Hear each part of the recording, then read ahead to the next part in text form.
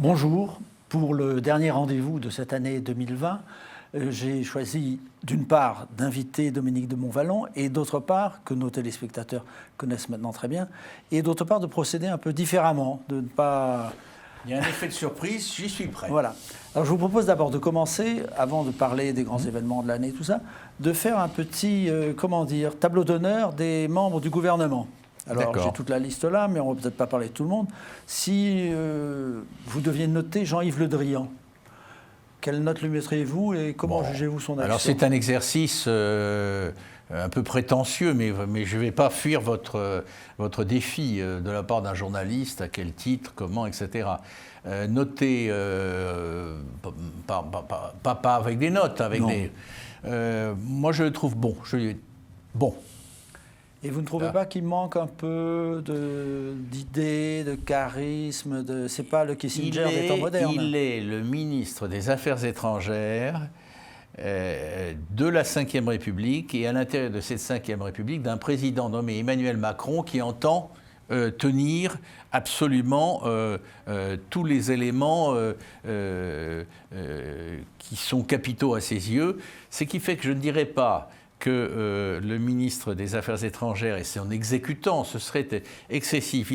Mais évidemment, la condition sine qua non, c'est qu'ils soient tous les deux très en phase, ce qui est le cas. On dit même qu'il y a 2-3 ans, Emmanuel Macron avait songé à Jean-Yves Le Drian pour Matignon. Mais ça veut aussi dire que forcément, il ne prend pas la lumière. Il ne la cherche pas, mais il ne prend pas la lumière. Si j'osais, le vrai ministre des Affaires étrangères, par tempérament et par situation dans la Ve République, c'est le président. Mais dans son registre, il existe, donc je lui mets personnellement une bonne note. Et en ce qui concerne Jean-Michel Blanquer, le ministre de l'Éducation nationale, qui a eu une année très difficile. Année très difficile. Là, vous me citez quelques-uns des meilleurs. Il n'y a pas que des... Oui, des meilleurs, en tout cas qui méritent de bonnes notes, à mes yeux, avec toute la subjectivité qui est forcément la mienne. C'est un lieu très difficile parce que le ministère de l'Éducation nationale, il a longtemps été très explicitement co-géré entre le ministre de l'époque, je pense, on peut revenir à François Bayrou quand il était ministre de l'Éducation nationale, et les syndicats. Les syndicats, en tout cas, ils sont hyper puissants. Et puis, c'est les lieux des contradictions de la société française.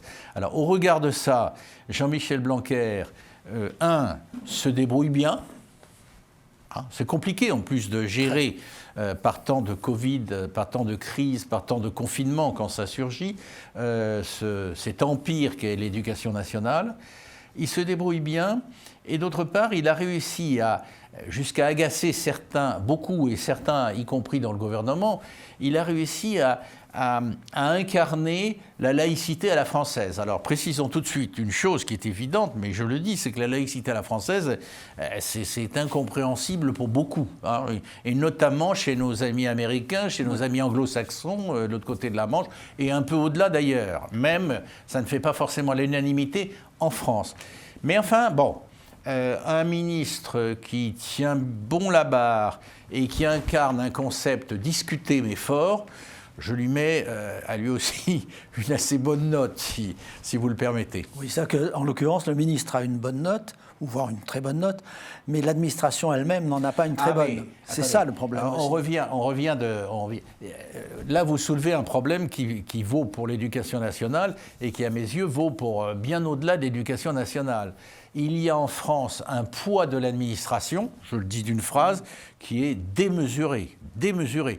Par exemple, on s'en aperçoit aujourd'hui douloureusement dans le domaine de la santé. C'est les médecins, les infirmières et autres qui devraient conduire le bal et tout, ils sont d'ailleurs en première ligne, mais il y a un poids de l'administration qui est trop fort. Mais restons sur l'éducation nationale. Je vous l'ai dit tout à l'heure, il n'y a pas si longtemps, je ne sais pas s'ils ont complètement disparu, il y avait presque une cogestion, il y a quelques années, revendiquée entre les syndicats et le ministre en place de l'époque, ou les ministres en place successifs de l'époque, j'aurais dû ajouter que l'administration étant au milieu en disant la continuité c'est nous, le sérieux c'est nous, les racines c'est nous. Non, c'est compliqué. Hein. Donc voilà un Jean-Michel Blanquer qui a hérité de cette situation typiquement française. Il s'en débrouille bien au point d'exister. C'est déjà pas mal d'exister. Et quelle est votre appréciation de Bruno Le Maire, le ministre de l'Économie et des Finances ? Je voudrais faire une remarque, oui. Si vous permettez. Pendant la première moitié du quinquennat d'Emmanuel Macron, et de façon complètement justifiée, on avait pu, je faisais partie de ceux-là, noter qu'il y avait personne dans la Macronie. Il y avait Macron, et puis, alors si, il y avait... On s'est aperçu au bout de quelques mois qu'il y avait quelqu'un que personne ne connaissait, personne n'imaginait à ce poste, qui est l'ancien Premier ministre Édouard Philippe. C'est une autre chose, mais on reparlera de lui plus tard. Et là, vous citez des noms, ils existent. Donc, autrement dit, qu'à un cas, la Macronie a fini par accoucher accoucher, on va dire ça comme ça, de personnalités qui ont du fond, pas toujours du charisme, mais du fond et qui existent. Alors, en même temps, le correctif immédiat, prenons le cas de Bruno Le Maire, c'est qu'une bonne partie de ces nouveaux venus viennent des Républicains, viennent de la droite républicaine, hein, donc ils ne sont pas absolument nés avec Macron. Mais bon, je dirais de Bruno Le Maire que je le trouve meilleur que je ne le connaissais, modestement comme journaliste politique, hein, que je ne le connaissais autrefois à l'œuvre, avant Macron. Il a plus de densité, plus de poids, plus de force, mais les arbitrages qui sont faits à ce jour, qui peuvent être complètement justifiés, ne sont pas à son avantage. C'est pas forcément qu'il manque de poids, mais au fond, c'est la santé d'abord, le sanitaire d'abord.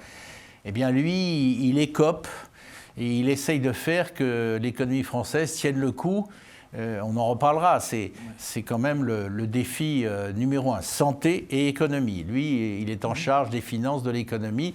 Il faudra qu'un jour, s'il est toujours en poste, il s'explique sur les déficits qui s'additionnent et qui deviennent monumentaux, mais ça fait partie des contradictions, non pas des contradictions historiques de la société française, mais des contradictions de la société française dans la tourmente incroyable et assez dramatique de cette épidémie.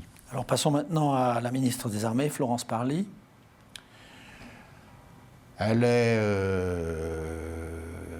C'est une bonne ministre des Armées. On avait connu à ce poste Michèle Alliot-Marie, qui était aussi une femme d'ailleurs. Elle tient bien son monde, ou en tout cas, elle est reconnue par ses pairs militaires. Elle ne se singularise pas spécialement, mais est-ce qu'on lui demande ? Je dirais là aussi, c'est une drôle de 5e République. C'est la 5e République doublée du macronisme. Hein. Qui est le patron, quand même, au bout du compte ? C'est le président. Alors, la 5e République, c'est un régime présidentiel qui ne dit pas son nom. Avec Macron, c'est un régime présidentiel qui ne dit pas son nom, mais qui est encore plus présidentiel qu'il n'était présidentiel. Je ne parle pas de Gaulle, mais ces 20 dernières années. Elle tient son rôle, on lui demande que ça tourne, que ça roule, qu'elle soit opérationnelle, qu'elle soit reconnue par les généraux et par les militaires de rang. C'est le cas. Elle ne marque pas d'une empreinte particulière ses responsabilités à la tête des armées, mais la machine tourne et on sait que les vraies décisions, c'est pas méprisant pour elle de dire ça. Elle est un peu l'exécutante des décisions qui sont prises par l'Élysée. Il faut être clair, mais bon, elle fait bien l'affaire. Certains, je dis quand même qu'elle fait bien l'affaire dans la mesure où, quand elle avait été nommée, certains en doutaient. Hein. Je dis, mais est-ce qu'elle tiendra le coup ? Est-ce qu'elle... Drôle de choix, disait-il. Bon, elle est bien en poste, bien assise dans son fauteuil, et elle régente assez subtilement les armées, mais bon, hein, les vraies décisions sont au-dessus d'elle. Mais c'est la logique de la France. Et le ministre de l'Intérieur ? Ah, c'est un sacré personnage. C'est un sacré personnage. Il a tout fait pour devenir ministre de l'Intérieur. Il a voulu, il a réclamé. Je pense que si on avait été une petite souris qu'on avait pu entendre ou s'il y avait eu des micros, je pense qu'il y a eu des discussions assez serrées. Alors, il n'a pas forcé la main de quiconque et sûrement pas du président de la République, mais enfin, il a fait en sorte que ce soit lui. Vous parliez tout à l'heure, il y a quelques instants, Jean-Michel Blanquer. Il avait été question de Jean-Michel Blanquer pour devenir ministre de l'Intérieur. Il avait été question à un moment suffisamment sérieusement pour que ça filtre un peu. Il a voulu être ministre de l'Intérieur.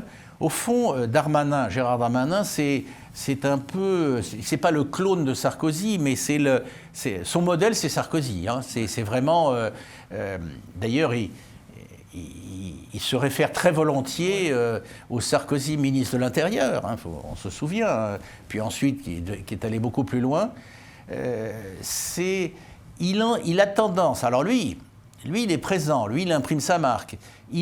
Quand on lui demande d'incarner l'autorité, le pouvoir régalien, ce qui manquait un peu, ou ce qui manque peut-être encore un peu dans la Macronie, lui, il a tendance à en faire des tonnes. Hein. Il fait pas dans la demi-mesure. Alors, il a deux types d'adversaires ou de contestataires. Je ne parle pas des oppositions extérieures, qui forcément... il y a deux types. Ceux qui ne supportent pas... Sa perception de l'autorité de la République, de l'autorité de l'État, en tout cas de l'autorité de l'État, et le trouvent complètement excessif en la matière. Et d'autre part, ceux qui trouvent qu'il incarne ce qui serait, mettons ça au conditionnel, chacun son avis là-dessus, ce qui serait une inclinaison à droite de Macron préparant l'élection présidentielle 2022. On n'en est pas là, il se passera 18 000 choses d'ici là. Voilà, c'est quand même un sacré personnage. Hein. Il peut plonger demain, et non pas disparaître, mais en tout cas régresser. N'écartons pas l'hypothèse qu'il aille loin.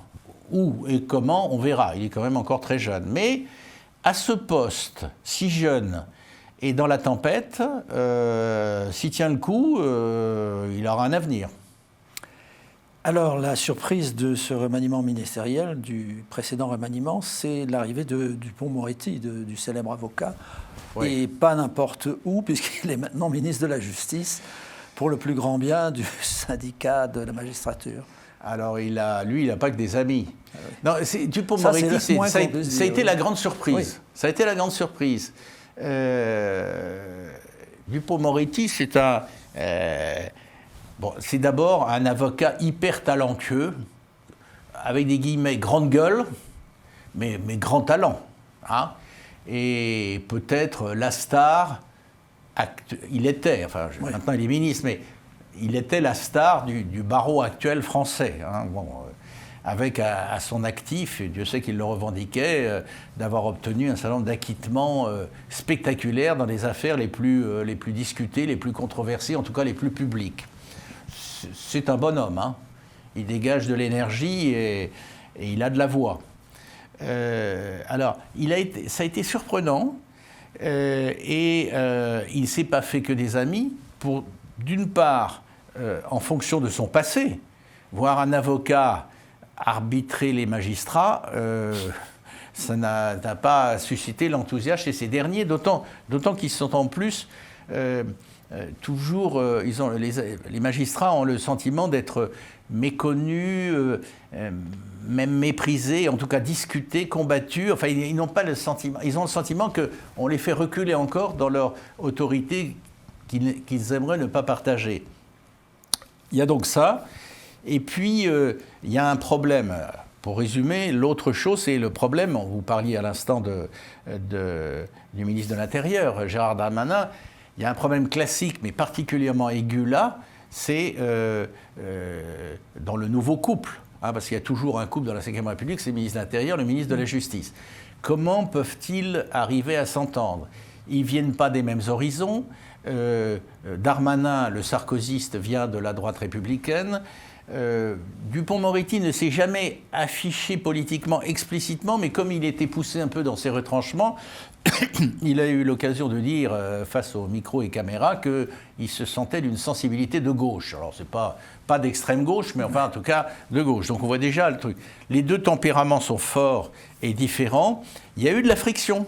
Il y a eu de la friction dès leur nomination. Et, bon, on va voir, hein, mais on va voir. Il faut voir sur la distance. Il y a quand même eu la nécessité de la part d'Emmanuel Macron de les rappeler à l'ordre, hein, de dire, attendez, vous faites partie d'une équipe et vous avez en plus, vous, dans vos responsabilités respectives, vous avez le devoir de vous entendre, hein, sinon ça ne marchera pas. Donc ils ont fait chacun un effort. On verra qui sera gagnant, si je puis dire. Du point de vue de Macron, il a envie de dire gagnant-gagnant des deux côtés. On n'y est pas tout à fait. Pourquoi a-t-il choisi Dupond-Moretti ? Parce qu'il avait besoin, enfin c'est comme ça que je l'ai interprété, il avait besoin, là comme à d'autres endroits, d'avoir des poids lourds. Il avait une équipe qui était inégale, où quelques-uns se sont révélés, pas tous, hein, la première équipe, hein, mais à ce moment-là, quand la décision a été prise, il n'y avait pas encore la Covid, comme on dit au féminin, l'épidémie, disons, mais il y avait la perspective lointaine, il y avait d'abord les difficultés économiques, le chômage, etc., et puis il y avait la perspective de la présidentielle. On ne peut pas espérer, si ça doit être son destin, c'est pas fait, hein, on ne peut pas espérer avoir des chances d'être réélu par les Français avec une équipe trop mièvre.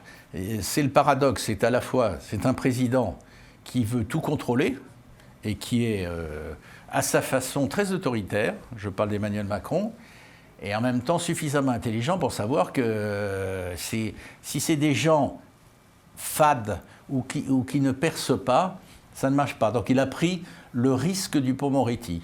Pour le moment, c'est un risque, on verra si c'est un atout. Est-ce que ce n'était pas également un peu une provocation vis-à-vis des magistrats ? Oui. Et pour quelle raison ? Il y a... Oui, c'est une provocation. Je ne pense pas que c'était d'abord une provocation, mais effectivement, ça a été vécu comme tel par les magistrats. Alors, les magistrats, ils ont déjà affaire à un ministre de l'Intérieur, enfin indirectement, qui se veut sarkozyste, et les contentieux entre Sarkozy et les magistrats, ils sont publics, durables et sérieux. On ne cesse de s'en apercevoir. Non, il y a... Alors, disons que si ça n'a pas été revendiqué, cet aspect que vous évoquez, mais je pense qu'il existe. Il y a l'idée que dans la société française aujourd'hui, la justice est tentée de prendre le pas sur les politiques. Il y a une judiciarisation, alors le mot est compliqué, mais bon, judiciarisation à l'américaine de la vie politique française. On n'en est pas tout à fait au stade des Américains, mais il y a quelque chose de ça quand même. Hein. Déjà dans l'affaire Fillon, voilà, oui, vu ça. Il y en a toute une... Vous avez raison, tout à fait. Et beaucoup suspectent, hein, pas tous les magistrats, mais un certain nombre de magistrats, d'arrière-pensée politique, et en tout cas, d'avoir une volonté de puissance qui dépasse leur rôle, qui est pourtant déjà éminent en soi. Hein. Mais il y a une situation, je pense que ça a été pris en compte consciemment, inconsciemment, pas officiellement, pas explicitement revendiqué par Emmanuel Macron.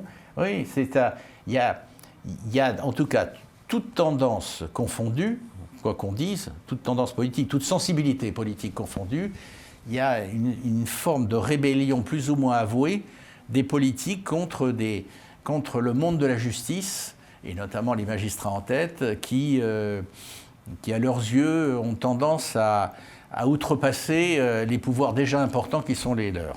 Oui, ça c'est vrai. En ce sens-là, pour revenir à ce que vous disiez, Dupond-Moretti, nommé garde des Sceaux, c'est une petite provoque, ou une grosse. Alors aussi, une surprise, et je crois que c'était une heureuse surprise, c'est l'arrivée de Roselyne Bachelot comme ministre de la Culture. Oui, c'est amusant. C'est amusant. Roselyne Bachelot avait laissé des souvenirs politiques importants, y compris au ministère de la Santé. Oui. Y compris au ministère de la Santé. Et Mais elle avait en quelque sorte fait une croix, semble-t-il, sur sa carrière, enfin sur sa vie politique. Elle a toujours ses engagements de gaulliste. Elle est fille d'un député gaulliste et elle est gaulliste. Bon, c'est le général qui est sa référence, même si elle a été à un moment chiracienne. Et on avait l'impression qu'elle avait arrêté ça. Et il l'avait dit d'ailleurs. On la retrouvait parce qu'elle a... Là aussi, j'emploie l'expression avec des guillemets, c'est un peu une grande gueule, elle est assez drôle quand elle s'y met. Elle était dans des émissions de variété de qualité, certes, mais bon, un peu chansonnier, hein, donc c'était un de ses registres. On sait par ailleurs qu'à titre personnel, elle est forever, pour toujours, passionnée d'opéra. Ça, c'est indiscutable. Et on ne pensait pas qu'elle ressurgirait. C'est-à-dire qu'éventuellement qu'on penserait à elle, mais qu'elle dirait oui. Alors elle a dit oui. Alors cela dit, elle est en train de vérifier, elle a tout à fait le profil pour être une ministre de la Culture, par ses passions, je parlais de l'opéra, mais pas seulement, et aussi les relations qu'elle a tissées tout au long de sa vie politique. Mais ce qu'elle n'avait pas prévu, c'est qu'elle deviendrait ministre de la Culture quand l'épidémie, la Covid serait là, et quand ce monde de la culture serait parmi les premières victimes, entre guillemets, ou sans guillemets, des décisions qui ont été prises, un confinement, un deuxième confinement, et même maintenant, il n'y a plus de confinement au moment où nous parlons, mais il y a des couvre-feux, et puis d'ailleurs, il y a des couvre-feux qui touchent aussi les salles de spectacle, forcément, hein, puisqu'il couvre-feu à 20h, pour certains cas, ça va même être même à 18h, et elle ne pensait pas qu'elle aurait un rôle aussi ingrat que celui d'endosser des décisions qu'elle comprend, a-t-elle dit, mais c'était plus facile d'être Jack Lang sous Mitterrand quand il y avait des budgets faramineux et qu'il n'y avait pas la Covid et qu'il y avait un élan global que d'être aujourd'hui Roselyne Bachelot sous Macron avec l'épidémie partout. Alors terminons la liste des ministres par Olivier Véran. Que pensez-vous de sa prestation? Alors, je ne sais pas si vous l'avez vu hier soir, et il était sur une télévision, oui. Et il y a eu un moment que je trouve, passez-moi l'expression, mais burlesque, parce qu'on lui a demandé ce qui s'était passé aujourd'hui. Alors, il y a eu la réunion du Conseil de défense, et la présentatrice lui a dit « Alors, qu'avez-vous décidé ?» Nous avons décidé de nommer une commission.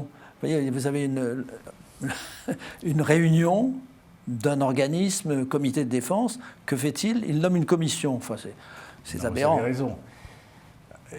Vous venez de passer en revue, je viens sur Olivier Véran, plusieurs ministres. Vous savez, je veux juste dire une chose, j'ai pour chacun d'entre eux, peut-être, ça peut donner ses sentiments, un peu d'indulgence dans le jugement. Je ne reviens pas en arrière. Dans la vie politique, de toute façon, il y a le jugement individuel qu'on peut porter sur les uns et les autres, et puis chacun le sien, tout le monde n'est pas du même avis, évidemment, mais il y a de toute façon un jugement global, et c'est un autre problème, c'est un problème politique qui est sanctionné au moment des élections. Nous avons terminé par le Premier ministre, Jean Castex, qui est maintenant en première page de Paris Match, donc il a un bon service de communication. Quelle est votre opinion sur son action? Rapidement. Il a... Sa nomination a sidéré. Il était difficile à comprendre. Il apparaissait comme un architecte, un organisateur, on va dire, un organisateur du contrôle d'une épidémie qui nous dépassait tous. Donc, on avait l'impression qu'il était là de façon temporaire, transitoire, et même aux yeux de certains, il n'était pas forcément à sa place, c'était pas l'homme idoine. Une sorte de chef de cabinet. Voilà, chef de cabinet, voilà, c'est ça. On va dire directeur de cabinet pour lui mettre un cran au-dessus, mais par générosité. Et le grand reportage avec moult photos, même ceux qui ne l'ont pas vu, on peut leur dire, il y a des photos à la une, des photos 12 pages, etc., montre qu'apparemment, lui-même est probablement au-dessus de lui. On veut aujourd'hui le vendre plus humain, peut-être avec un bout de destin. Ce n'est pas un reportage de match qui suffira à ça. Non. Mais il y a l'essai, peut-être par Emmanuel Macron et par l'intéressé lui-même, de dépasser ce statut de simple directeur de cabinet du président de la République. C'est pas joué, et c'est une des questions qui se posent pour l'avenir. Et on en reparlera donc l'année prochaine. Je vous souhaite, ainsi qu'aux téléspectateurs, de très heureuses fêtes de fin d'année et vous dis à l'année prochaine, 2021. Merci d'avoir suivi ce programme.